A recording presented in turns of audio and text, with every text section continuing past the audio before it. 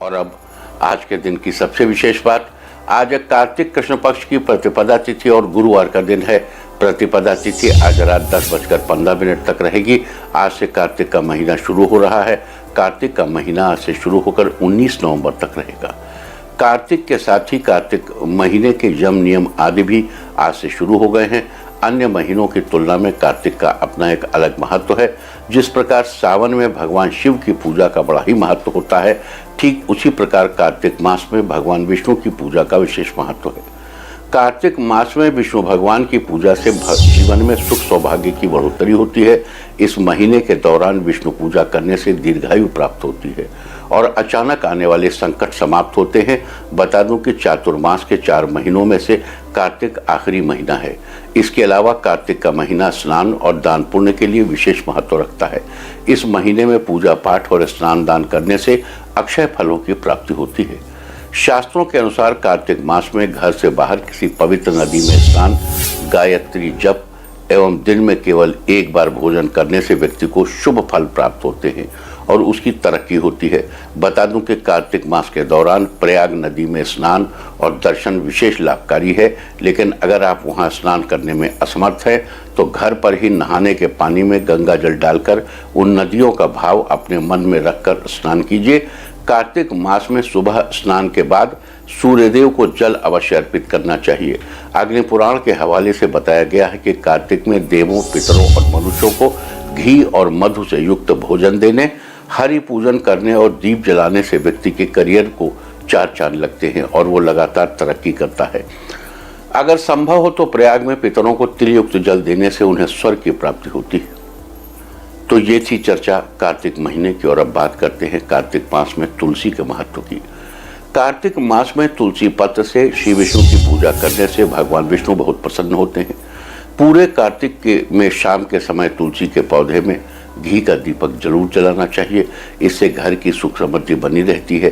तुलसी अर्चना से न केवल स्वास्थ्य संबंधी समस्याएं दूर होती हैं, बल्कि अर्थ, काम और मोक्ष की भी प्राप्ति होती है।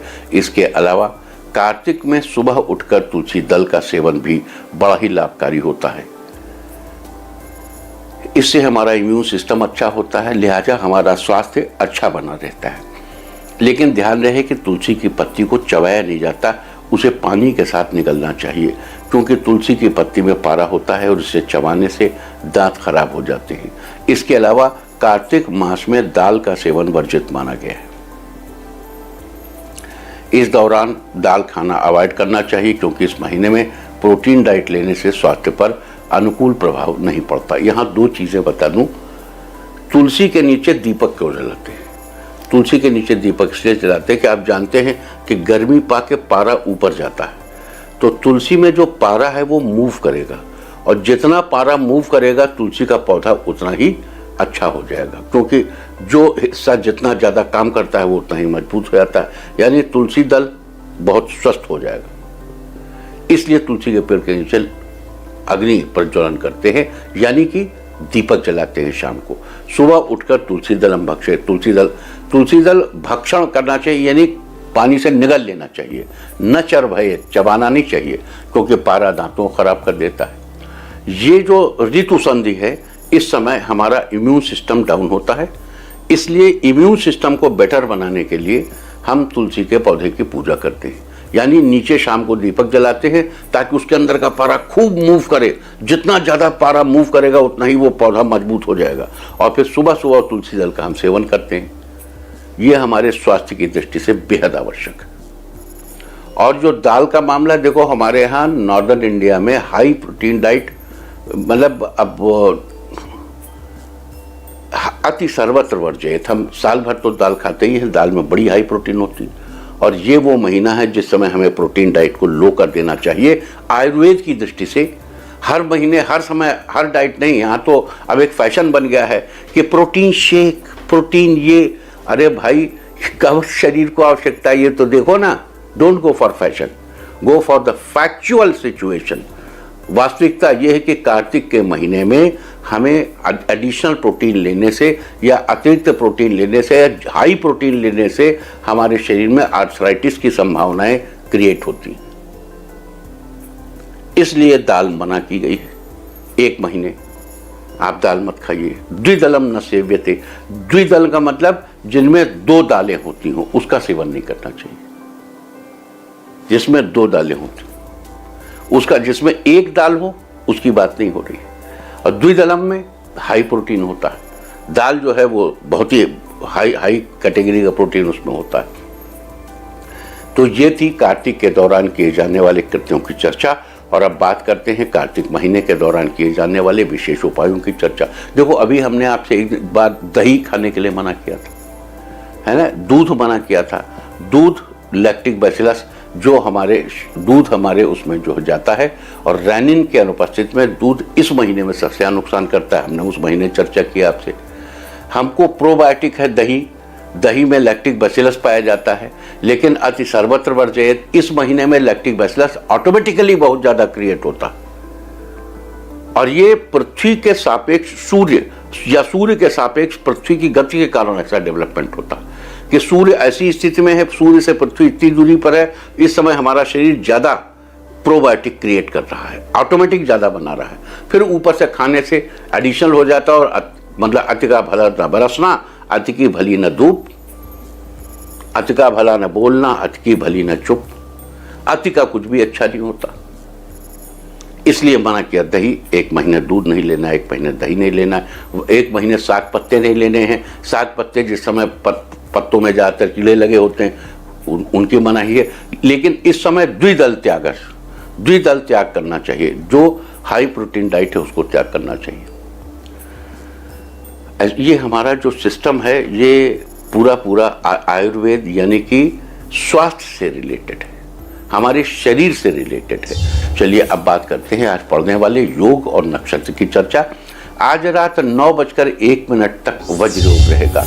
वज्र योग के दौरान वाहन आदि खरीदना अच्छा नहीं माना जाता। साथ ही इस योग में सोना या कपड़ा खरीदना भी अच्छा नहीं होता। साथ ही आज शाम 4:17 तक अश्विनी नक्षत्र रहेगा। 27 नक्षत्रों की श्रेणी में अश्विनी नक्षत्र को पहला नक्षत्र माना जाता है। इसका प्रतीक चिन्ह घोड़े को समझा जाता है, जो कि यात्रा का प्रतीक भी है। और यात्रा शब्द अपने आप में किसी तरह के आरंभ का प्रतीक है, लिहाजा अश्विनी नक्षत्र को भी किसी प्रकार की यात्राओं से जोड़कर देखा जा सकता है। इसके अलावा वनस्पतियों में अश्विनी नक्षत्र का संबंध कुचिला के पेड़ से बताया गया है, लिहाजा अश्विनी नक्षत्र के दौरान जन्मे जातकों को आज कुचिला के पेड़ की उपासना करनी चाहिए। और आज के दिन कुचिला के पेड़ को किसी भी प्रकार का नुकसान नहीं पहुंचाना चाहिए। आज ऐसा करने से आपको शुभ फलों की प्राप्ति होगी। तो ये थी चर्चा आज पढ़ने वाले वज्र योग और अश्विनी नक्षत्र की। और अब बात करते हैं कार्तिक महीने के दौरान किए जाने वाले खास उपायों की।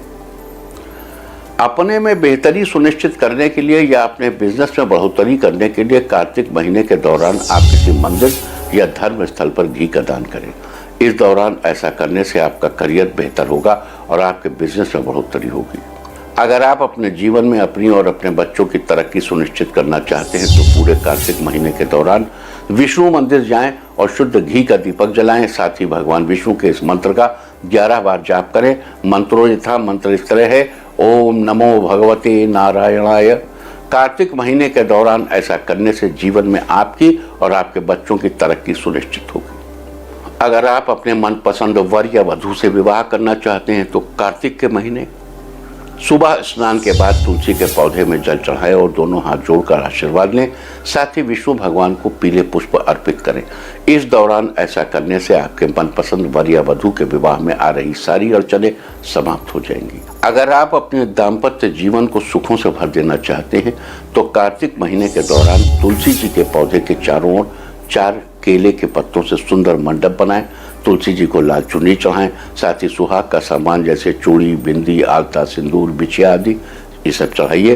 फिर जल, अक्षत, रोली और द्रव्य से विष्णु जी की पूजा करें और बताशे का भोग लगाएं।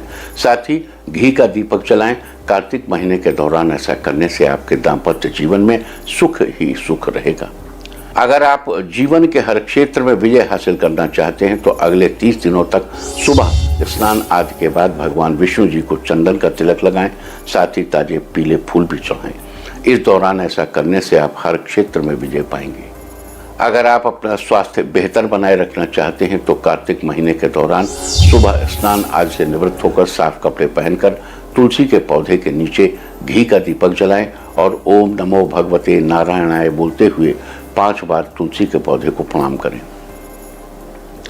इस दौरान ऐसा करने से आपका स्वास्थ्य बेहतर बना रहेगा। अगर आप अपने जीवन साथी के साथ रिश्तों को और मधुर बनाना चाहते हैं तो कार्तिक मास के दौरान तुलसी के पौधे की सेवा करें। तुलसी के पौधे में रोज जल चढ़ाएं और उसकी देखभाल करें। साथ ही तुलसी के आसपास के क्षेत्र को साफ सुथरा रखें। इस दौरान ऐसा करने से जीवन साथी के साथ संबंध अच्छे बने रहेंगे और जीवन साथी का व्यवहार आपके प्रति नरम होगा। अगर आपके बिजनेस की गति स्लो हो गई है या मुनाफा कुछ कम हो रहा है तो कार्तिक मास के दौरान अपने स्नान के पानी में थोड़ा सा गंगा जल डालकर नहाएं। साथ ही विष्णु जी के सामने घी का दीपक जलाएं और भगवान को बेसन के लड्डू का भोग लगाएं और भोग लगाने के तुरंत बाद उन लड्डुओं को प्रसाद के रूप में परिवार के सब सदस्यों को दें और थोड़ा सा प्रसाद स्वयं भी ग्रहण कर लें। अगर आप अपने घर परिवार में सुख समृद्धि और संपन्नता लाना चाहते हैं तो पूरे कार्तिक महीने के दौरान भगवान श्री विष्णु की विधि पूर्वक पूजा करें और श्री विष्णु के मंत्र का 108 बार जप करें। मंत्र है ओम नमो भगवते नारायणाय। इस दौरान ऐसा करने से आपके घर में सुख समृद्धि और संपन्नता आएगी।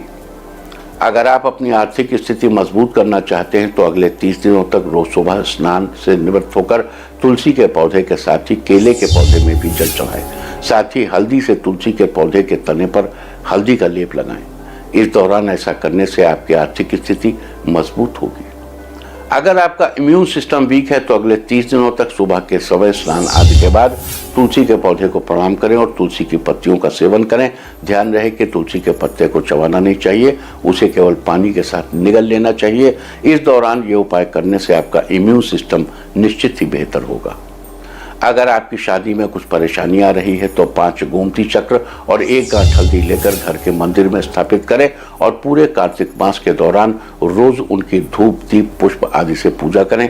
साथ ही भगवान से अपनी शादी में आ रही परेशानियों से मुक्ति पाने के लिए प्रार्थना करें। कार्तिक मास समाप्त होने के बाद उन गोमती चक्र को उठाकर एक पीले रंग की पोटली में बांधकर अपने पास रख लें और हल्दी को उपयोग में ले लें। इस दौरान ऐसा करने से आपकी शादी में आ रही परेशानी जल्द ही समाप्त हो जाएगी। तो ये सारी चर्चा थी आज मुख्य रूप से कार्तिक मास के आरंभ होने के बारे में। कार्तिक मास के दौरान आपको किन बातों का ध्यान रखना चाहिए और कौन से उपाय करने चाहिए, आज हमने इसकी चर्चा की है। उम्मीद है कि आप इस विशेष चर्चा का लाभ जरूर उठाएंगे। इसके अलावा आज देर रात 2:01 पर मंगल तुला राशि में प्रवेश करेंगे। मंगल के इस राशि परिवर्तन का विभिन्न राशि वालों पर क्या प्रभाव होगा, इसकी विस्तृत चर्चा हम कल यानी कि 22 अक्टूबर को करेंगे। इंडिया टीवी हर वक्त हर जगह डाउनलोड करने के लिए सर्च करें India TV news Google play store या ऐप स्टोर पर।